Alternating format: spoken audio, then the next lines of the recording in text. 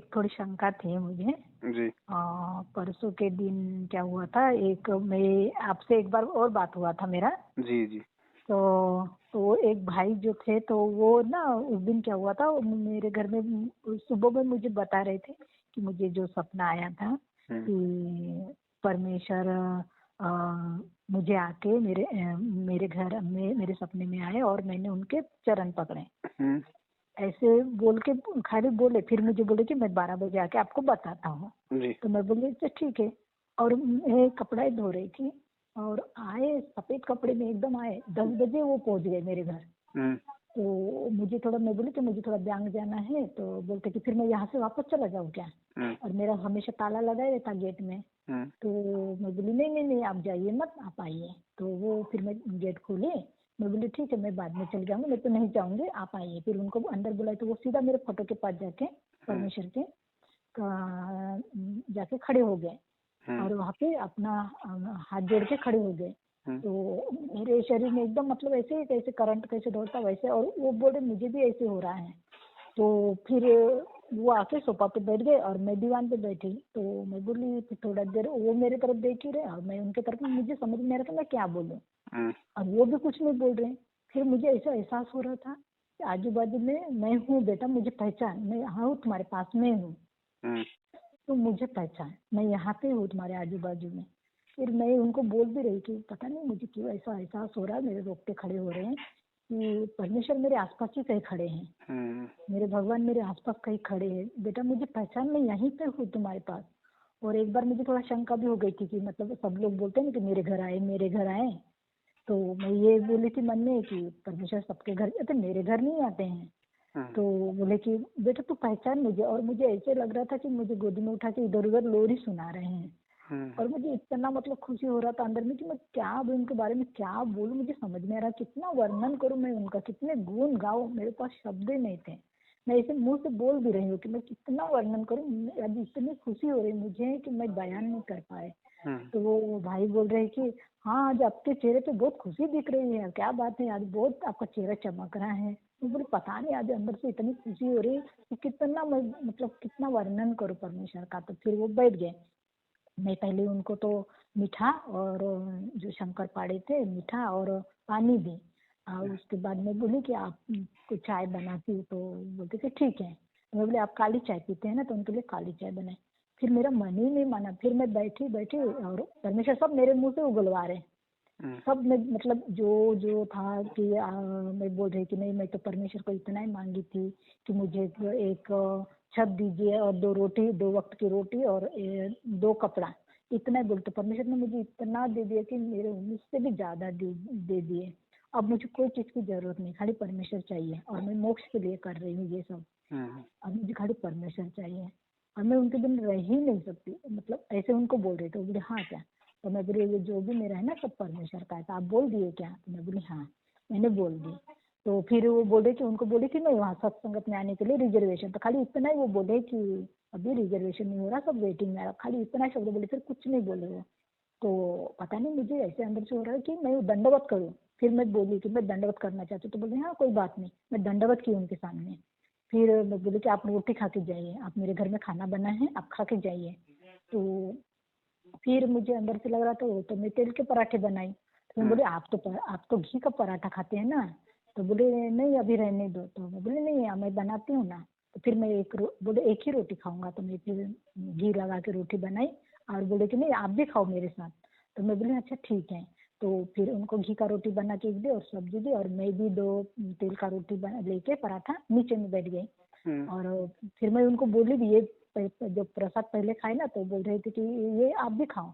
तो मैं बोली कि ठीक है कोई बात नहीं। फिर मैं उनको पलट के किचन में जाते समय फिर पलट के उनको बोली कि नहीं वो मेरा वाला प्रसाद है, आप खाइएगा मत, आप मेरे लिए छोड़े ना तो वो मेरा प्रसाद है। तो मैं बोली चलो ठीक है। फिर खाने के बाद खाना वाना खाई तो वो बोल रहे हैं कि आज इतना अच्छा लग रहा है ना, बहुत अच्छा लग रहा है। वो हमेशा मेरे घर में आते रहते हैं, पहचान के है। तो बोले बहुत अच्छा लग रहा है आज ना, इतना अच्छा लग रहा है ना, खाया एक रोटी खाया तो बहुत अच्छा लग रहा है। फिर उसके बाद ना एक मेरे मन में एक ऐसे मतलब लग रहा अंदर से कि वो जो मैं ज्योति का पैसा रखी थी तो मतलब उनके हाथ में दो ज्योति का पैसा। साक्षात मुझे उनमें तो मैं उनको बोल भी रही थी, आपने ना पता नहीं मुझे परमेश्वर दिखाई दे रहे, मेरे भगवान दिखाई दे रहे आप में, तो पता नहीं क्या है, तो मुझे मुझे लग रहा है कि आप में मेरे भगवान का रूप है, ऐसे लग रहे हैं आपके रूप में भगवान मेरे घर में आए। तो फिर वो मैं उनके हाथ में ज्योति का पैसा 10,000 दे दी। तो वो बोलते अब घी ला के दूं क्या आपको? तो मैं बोले नहीं नहीं, घी नहीं चाहिए, मेरे ज्योति का पैसा है, तो आप ना आप वहाँ पे दीजिए, हाँ, ज्योति में, ये मेरे परमेश्वर के मैं हाथ में दी हूँ। तो फिर वो बोलते कि अच्छा ठीक है, अब मैं चलता हूँ। मैं बोली नहीं, मैं खाना खा रही हूँ ना, मैं खा के मैं हाथ धोती हूँ, तब तक आप बैठिए। फिर उनको ले जाके बेसिन में हाथ धुलवाए, और वो अपना गमछी निकाले थे पोछने के लिए। मैं बोले आप अपने गमछी से मत पोछिएगा, मेरे पास धुला हुआ है। तो फिर वो पोछे, और बोलते कि अब मैं जाता हूँ। तो मैं बोली नहीं आप रुकिए, मैं दंडवत करती हूँ। तो वो बोलते ठीक है। फिर उठ गए, खड़े हो गए, फिर मैं दंडवत की। एकदम सफेद कपड़े में आए थे, एकदम सिंपल। मैं वो ये भी पूछी कि अपने तो परमात्मा बोलते हैं ना कि बेल्ट नहीं लगाना है चमड़े का। तो बोलते नहीं, मैंने तो नहीं लगाया हूँ ना, मैं तो नहीं लगाया हूँ। फिर वो चले गए। वो चलने के बाद मैं गेट तक उनको छोड़ के आई। छोड़ के आने के बाद फिर पूरा दिन चला गया। शाम को 4 बजे फिर एक फकीर के रूप में गेट के पास खड़े थे। सफेद कपड़ा था, एक पंजाबी कुर्ता, गमछी था, एक उनका झोला था, और वो मोर पंखे नहीं होते हैं, वो हाथ में पकड़ के थे। और वो झोला पकड़ के, और हमको तो ऐसे कुपात्रों को दान देना ही नहीं है, तो मैं किसी को देती नहीं हूँ। तो एकदम कचरे की बाल्टी में लेके जाते, एकदम मेरी आत्मा उनके तरफ खींच रही है। लग रहा है कि मेरे परमेश्वर आ गए हैं गेट के पास। तो फिर मैंने ताला खोले, तो मैं बोली आपको क्या चाहिए, आपको मैं क्या दूँ? तो बोलते देखो बेटा, ये सब लोग ना 10-5 रुपए दे रहे हैं। तो मैं फिर ताले को गेट को कुंडी लगा दी। मैं बोले आप रुकिए यहाँ पे खड़े हैं, मैं आती हूँ अभी। तो बोलते अच्छा ठीक है। तो मैंने आके दंडवत करी परमेश्वर को, और बोली परमेश्वर क्या आप सुबह में तो आप दर्शन देके गए, मुझे संकेत दीजिए कि क्या आप ही हो क्या, आप हो तो मुझे संकेत दीजिए। तो फिर मैं बाहर गई, 10 रुपए लेके बाहर गई, उनके झोली में डाली। तो इतना मुझे रोना आ रहा, और मैं अंदर से पुकार रही मेरे परमेश्वर को, आप मेरे परमेश्वर हो, आप मेरे कबीर परमेश्वर हो, आप आए परमेश्वर, आप तो सुबह में आए थे। तो बोल रहे हैं कि बेटा तुम्हारी मुझे बहुत चिंता हो रही है, मेरी अच्छे बच्चे हो तो बहुत बहुत चिंता हो रही बेटा, मैं तुम्हारे लिए मैं यहाँ से जा रहा था, सोचा कि बेटी से मिल के जाओ। फिर मेरा मन ही नहीं रोक पाया, इतनी रोई, इतना रोई मैं, मत खूब वो उनके नाम से, ए परमेश्वर परवरदिगार, ए प्रभु आप आए, मेरे लिए आए, आप कितनी चिंता है मेरी आपको। हाँ बच्चा तेरी चिंता है, आजू बाजू वाले लोग ठीक नहीं, सावधान रहना। तुम्हारे घर से 2 चीजें गई है, तुमको पता नहीं है, मुझे पता है। और मेरे यहाँ ना मेन गेट पे एक दुर्गा जी का फोटो है लगा हुआ। तो उनको प्रणाम किए, और बोल रहे कि तुम्हारा कोई कुछ नहीं बिगाड़ा, मैं हूँ ना तुम्हारे साथ, मैं तुम्हारे पल पल साथ में रहूंगा, तुमको डरने की चिंता नहीं, लेकिन फिर भी सावधान रहना, मैं हमेशा बीच बीच में आते रहूंगा तुम्हारे घर। और ऐसे बोल के वो खाली, फिर मैं 1 मिनट भी नहीं लगा, जैसे उनको चेयर पे लाके बाहर में बिठाए, मैं बोली कि आप मेरे अंदर चलिए सोफा पे बैठे। तो बोली नहीं, तो ये तो मैं सुबह में बैठ के गया ना यहाँ से। तो फिर मैं एकदम उनके पैर में प्रणाम कर दी, एकदम 1 मिनट भी नहीं सोची, एकदम प्रणाम करी। तो वो फिर दुर्गा जी को हाथ जोड़े, बेटा सब कुछ ठीक होगा, तो भक्ति में लगी रहूं, कुछ नहीं होगा, मैं हूँ ना तुम्हारे साथ। फिर वो, तो फिर एक बार और बोले कि बेटा कुछ और होगा तो दो। तो मैं बोली मैं तो ज्योति का पैसा दे दीजिए, ठीक है। फिर चले गए वो, चले गए। तो ये क्या है भाई? ये सपने की बात है या फिर हकीकत की है? हकीकत, ये दिन की बात, हकीकत हकीकत दिन में हुआ ये सब चीज मेरे साथ। तो मेरे घर के लोग वो बोल रहे हैं कि आओ आप किसी को भी दान देती हो, आप किसी को भी आने देती हो। मैं बोली नहीं बाबा, तुम नहीं समझ रहे, मेरे परमेश्वर हम कोई भी रूप में आता हम नहीं पहचान पाते, लेकिन मैं इतना किसी के लिए आत्मा नहीं रोती। मैं चिल्ला चिल्ला के बोलूँ कि आप मेरे परमेश्वर हो, आप मेरे कबीर परमेश्वर हो, आप मेरे भगवान हो, आप कितना आपको मेरी चिंता है। आप सुबह में आए थे परमेश्वर, अभी भी आए, कुछ भी नहीं बोले, वो खाली सिर हिला रहे थे, रूप कौन कुछ सा भी था? नहीं बोले। हाँ, गुरु जी का रूप था या कोई और था? नहीं परमेश्वर का रूप था वो, एकदम उनके कौन अंदर कौन मुझे दिख रहे। कौन से परमेश्वर का रूप था? मुझे एकदम संत रामपाल जी महाराज इनके अंदर में दिख, नहीं उनके नहीं ऊपर नहीं दिख रहा नहीं, था मैं ये चेहरा, कह रहा हूँ और अंदर में। चेहरा गुरु जी का था या कोई और था? नहीं नहीं नहीं, वो तो चेहरा दूसरे का था, लेकिन उनके अंदर मुझे परमेश्वर दिख रहे ना थे, ना ना ना कबीर ना परमेश्वर दिख रहे थे। ये गलती मत करना बहन दोबारा। ये आपको एक वार्निंग है, आप थोड़ा सा मतलब ध्यान दे लेना। अच्छा। ये वार्निंग है आपको, ये फर्स्ट टाइम।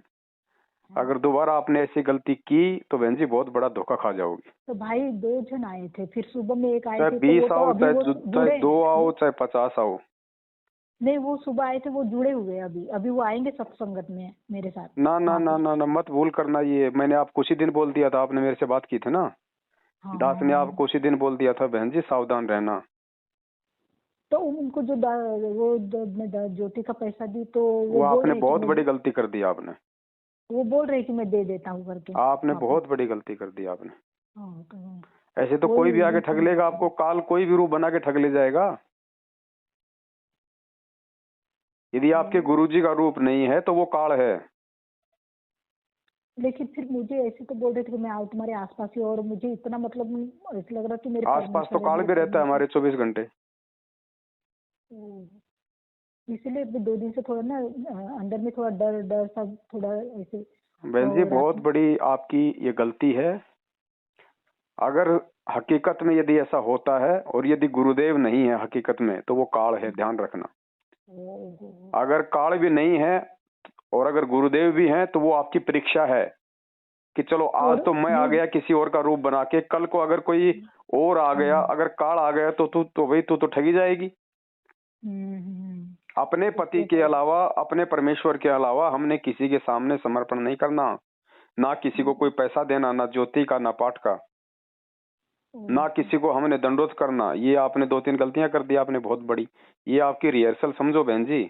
और भाई क्या हुआ था, मेरी बेटी है ना, तो वो कैसे वो परमेश्वर को मानती नहीं, भगवान को नहीं मानती।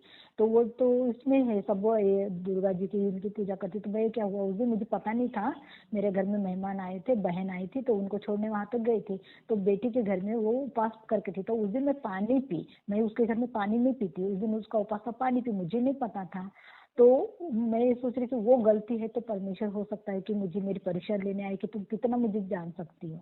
नहीं नहीं नहीं नहीं, कोई परीक्षा नहीं, कोई कुछ नहीं है। हकीकत में यदि गुरुदेव हैं तो गुरुदेव हैं, और अगर गुरुदेव के रूप में कोई और है, चाहे वो कितनी एक्टिंग करे, कितना सफेद कपड़ा पहने, कितना ही प्यार से बोले, कितना ही कुछ कहे, हमने उसको काल ही समझना पड़ेगा। ऐसे तो हम और धोखा खा वही जाएंगे। ऐसे तो कोई भी गुरुजी का रूप बना, ऐसे तो कोई भी जो है किसी का रूप बना के आ जाएगा। तो अभी वो अभी सत्संग उनको आज आज क्या हुआ, आज सुबह में वो फोन किए मुझे, बोल रहे कि मेरे यहाँ ना एक फकीर आए थे और बोल रहे थे कि तुम्हारे ऊपर अभी बहुत सारी जिम्मेदारी आने वाली है, तो तुमको उसको संभालना है। तो वो अभी अभी सत्संगत में आएंगे, वो रिजर्वेशन किए हैं, आज सत्संगत में आएंगे, वो वहां से बात कर रहे हैं। तो बोल रहे कि मुझे भी आज एक फकीर आए थे, बोल रहे कि बेटा तेरे ऊपर अभी जिम्मेदारी आने वाली है, उसको कोई तुझे फकीर निभाना है। नहीं है, परमात्मा आएगा तो परमात्मा को अपना रूप दिखाने में शर्म आती है क्या? क्यों नहीं दिखाएगा परमात्मा? अगर भगवान आके मिलेंगे, अगर गुरुदेव आपको मिलेंगे तो गुरुदेव को 2 गला आसन करने की क्या आवश्यकता है? क्या गुरुजी अपने रूप में नहीं आ सकते? क्या गुरुजी को डर लगता अपने रूप में आने में? ये सारा ये काल का चाल होता है बहन जी, ध्यान रखना। किसी भी प्रकार से तो ठग लेगा वो। तो भाई वो अभी तो मुझे बोल रहे कि आपको मैं दे दूं क्या पैसा वापस, तो ले लूं, क्या करूं मैं। अब किससे लोगी आप? वो तो हमेशा आते रहते मेरे घर हाँ में, तो आए तो मांग लो मतलब वापस कि भैया वो गलती से हमने आपको दे दिया उस दिन, ये हमारी ये हम्म, गलती थी, आप वो पैसा हमारे को वापस दे दीजिए। तो अभी वो मेरे साथ सत्संगत में आ रहे, वो भगवान से जुड़ रहे हैं, कबीर भगवान से, तो फिर अब क्या करें। नहीं नहीं, कोई हो, चाहे कोई भी हो, चाहे वो मैं भी क्यों ना हूँ,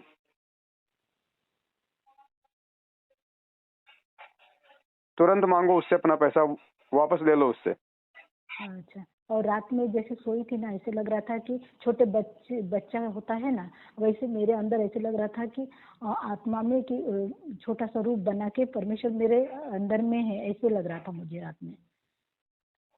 देखो बहन जी, चाहे हकीकत हो चाहे वो सौपन हो, जब तक हम ज्ञान वो को आधार सपना नहीं था। बनाएंगे हम बहुत बड़ी मार खा जाएंगे। आज आपने भाव में आके अपना परमेश्वर समझ के आज आपने उसको 10,000 दे दिए, कल को वो कह देगा, क्योंकि काल भी तो मन की बात जानता है, कल को कह देगा बेटा मेरे को जो है मतलब 20 तोला सोना चाहिए, मैं तेरे को फिर लौटा दूंगा वापस, ले ला के रफू चक्कर। बोलेगा एक मेरे को तो बेटा 10 लाख की जरूरत है। आप तो मना उसको, आप तो उसको मना ही नहीं कर पाओगी, क्योंकि आप तो पहले उसको समर्पण कर चुकी हो। और एक दिन फिर आए थे मेरे घर में, अभी जो मेरा तो थोड़ा सा काम वाम रहता ना तो वो कर देते।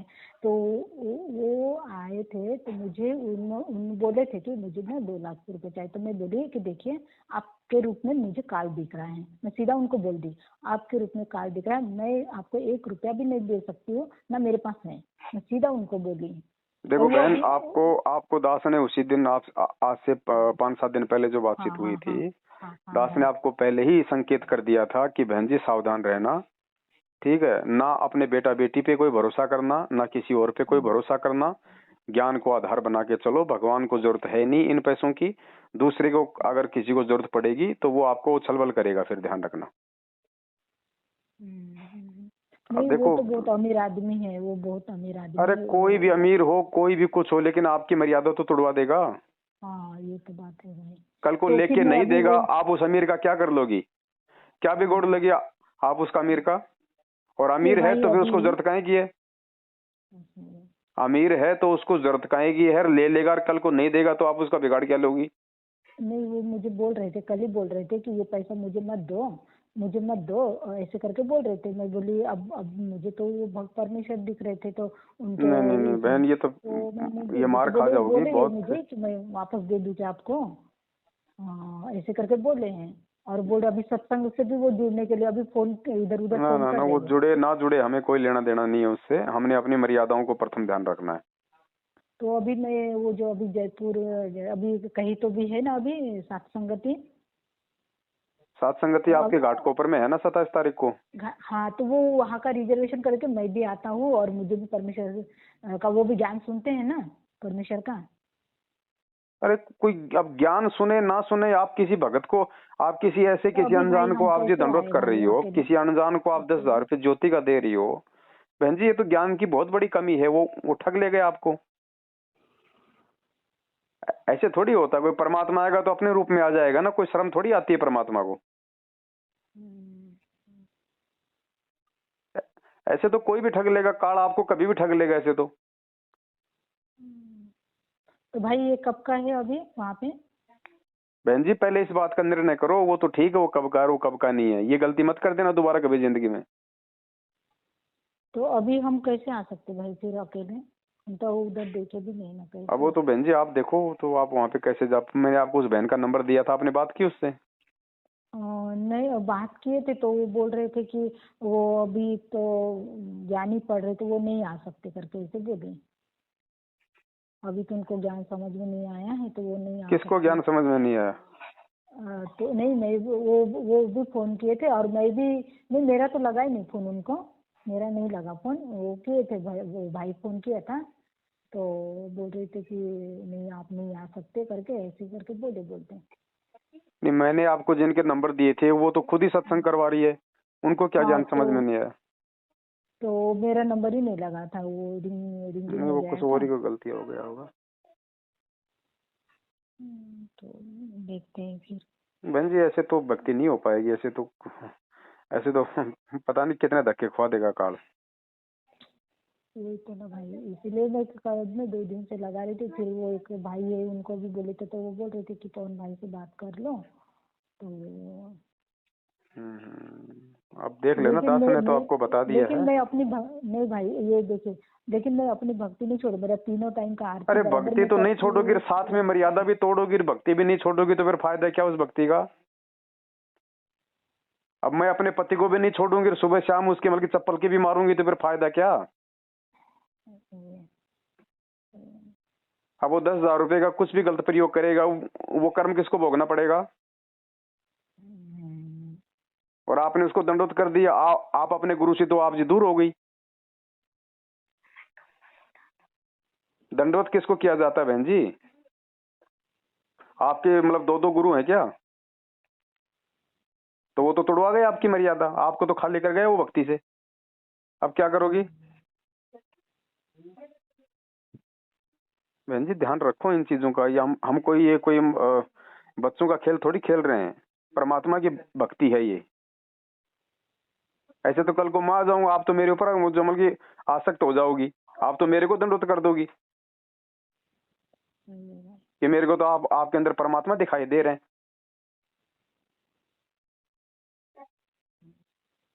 बहन जी ध्यान रखो, इतनी कमजोरी नहीं चलेगी इस मार्ग में। ये तो 650 साल पहले वाली घटना है। तो ये थोड़ी है कोई कि भाई आज भी शिक्षा लेके भी, इतना ज्ञान सुन के भी हम हर किसी को अपना परमात्मा के रूप में स्वीकार कर लें, हर किसी को। भाई हम फिर उनसे वो पैसा ले सकते हैं ना? अब पैसा तो ले लोगी, लेकिन जो मर्यादा वो तोड़ गया वो थोड़ी ठीक कर लोगी। आपको जो पतिव्रता धर्म से जो नीचे गिरा गया उसका क्या करोगी बताओ? आपने दंडोत कर दिया, वो कैसे वापस ले लोगे आप? मर्यादा तो टूटी है भाई। बहन जी ऐसे नहीं हो पाएगा।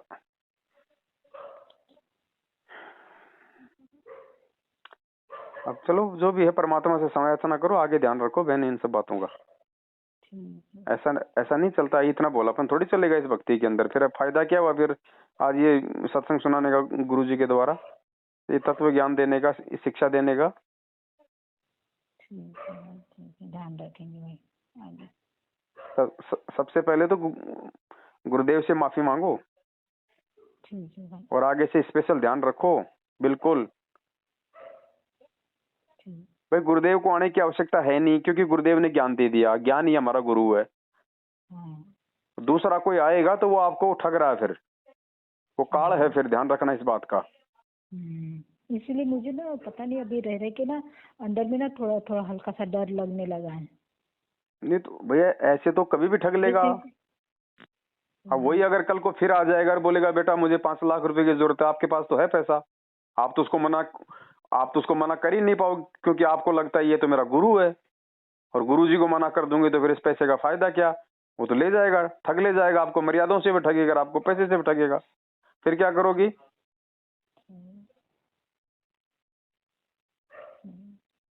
ऐसा नहीं बहन जी, ध्यान रखो इन बातों का। काल है ना, ऐसा कोई इतनी आसानी से थोड़ी कोई मोक्ष होने देगा। कोई भी हो, चाहे कोई भगत हो, चाहे कोई जगत वाला हो, चाहे कोई कितनी एक्टिंग करे, कोई कितना चाहे सुंदर हो, कितना चाहे मीठा बोले, हमने किसी को 1 रुपया नहीं देना तो नहीं देना। और ऐसे किसी अनजान आदमी को आपने अपने घर में कैसे घुसने दे दिया? वहां पे अगर उसको भूख लग रही है, खाना खाना था, तो उसको बोलते बाहर बैठो भैया आराम से, मैं बनाती हूँ खाना बना के उसको बाहर पकड़ा दो, उसको अंदर बैठा खिलाने की क्या आवश्यकता अनजान आदमी को?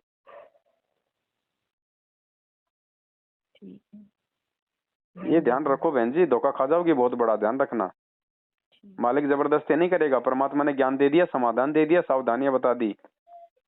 अब उसके बाद हम गलती करेंगे तो फिर परमात्मा क्या करेगा? ध्यान रखो बहन इन बातों का, है ना? ठीक है भाई। हाँ ठीक है बहन जी। ठीक है। हाँ सत्साई।